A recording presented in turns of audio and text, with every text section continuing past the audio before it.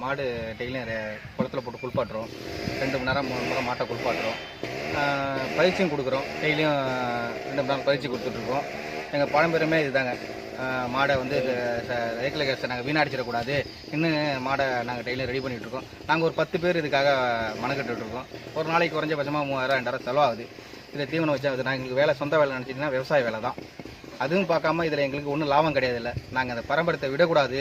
இந்த எப்படியாவது நாங்கள் திருக்கடை நாங்கள் ஜெயிச்சிடணும் என்னட்டு கட்டிருக்கோம். அதேமாரி நாங்கள் ஆய்ப்பாடையில் ஃபஸ்ட்டு பரிசு எடுத்துருக்குறோம்.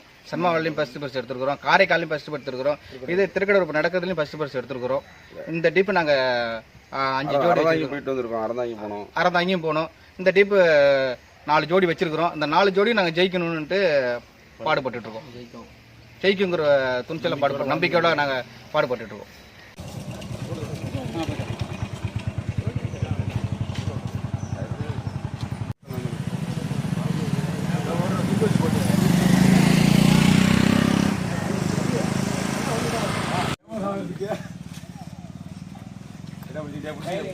விடலாமா சார்?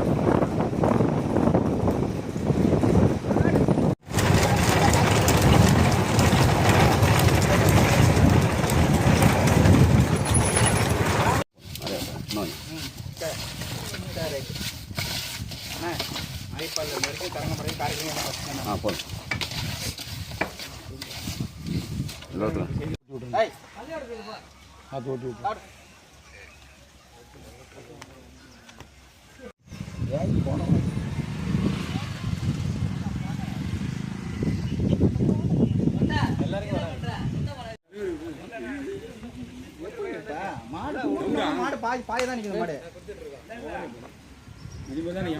மாடு பூட்டணும்.